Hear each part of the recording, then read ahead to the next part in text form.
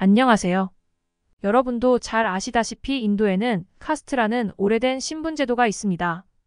기원전 10세기경 인도에 침입한 아리아인과 부족제도가 나뉘면서 시행되었는데 사제 계층인 브라만, 왕후 전사 계층인 크샤트리아, 상인 농민 계층인 바이샤, 수공업과 노예 계층인 수드라의 4대 계층이 생성되었습니다.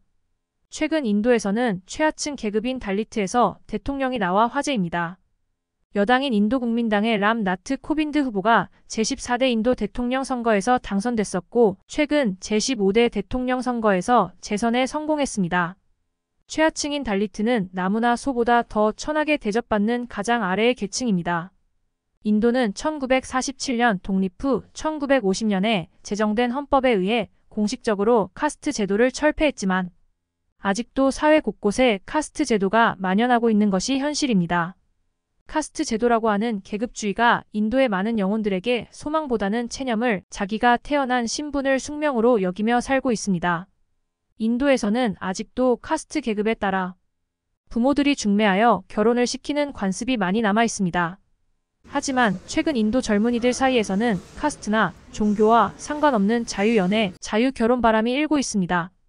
인터넷을 통해 애인과 배우자를 구하는 중매 사이트가 호황을 누리고 있는 것도 이런 흐름의 하나이지만 부모 세대는 조건을 따져 중매로 자식의 혼처를 정해주려는 관습에 매여 있어 결혼에 대해서만큼은 카스트 제도가 여전히 젊은 세대의 굴레가 되고 있습니다. 한편 브라만, 크샤트리아, 바이샤, 수드라의 4등급에 끼지 못하는 하위 계층이 이른바 불가촉 천민 언터처벌입니다.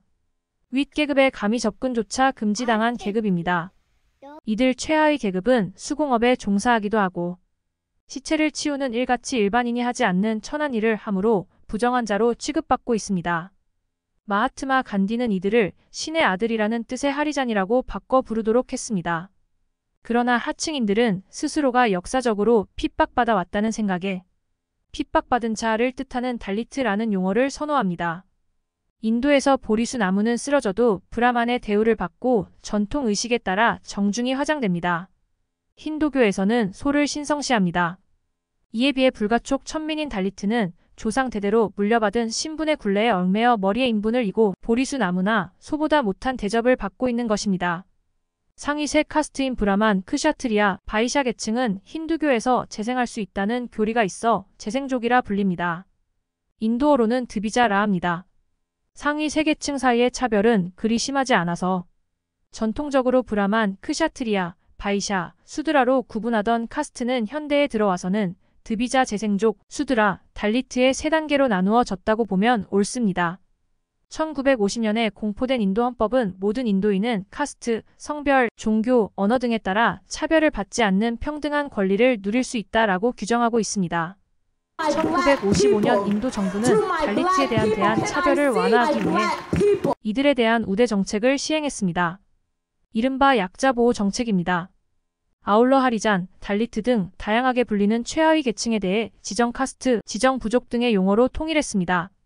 이에 일환으로 의회 의석의 일부와 각종 정부, 조직의 공무원 일부를 달리트에게 배분하도록 했습니다. 학교에서의 장학금 지급 등 교육 부분에서도 특혜를 주는 등 하층민들에 대한 입지를 강화시켜 나갔습니다. 이런 정책에 힘입어 1997년 7월 달리트 출신의 코테릴 라만 나라야난 대통령이 취임했습니다.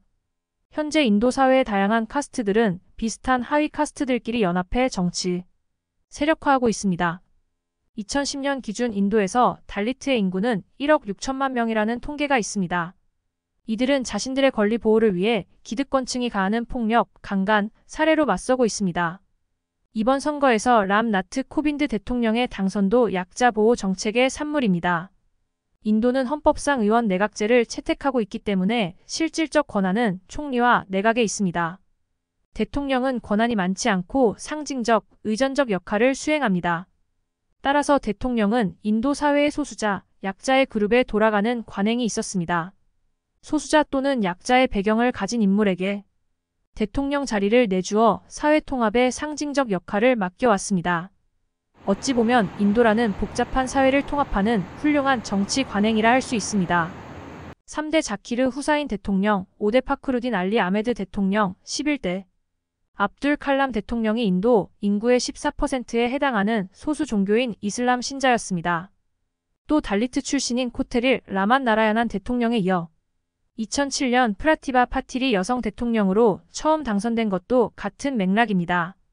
세습 신분이 가장 강하다는 인도는 이처럼 세습 제도의 사회 문제를 현명하게 극복해 나가고 있습니다. 한편 현대사회는 1%가 99%의 부를 독식하는 승자 독식의 사회입니다. 누구에게나 똑같은 기회가 주어지고 자기에게 주어진 기회를 잘 살려서 상대적 우위를 차지한 1등은 나머지 99%의 부를 독차지할 수 있습니다. 이런 측면에서 보면 최근 인도의 비약적인 발전은 우연의 산물이라고 하기보다는 1950년 헌법 제정부터 70여 년 동안 지금까지 차근차근 준비해온 결과물이라고 보는 것이 옳을 것 같습니다.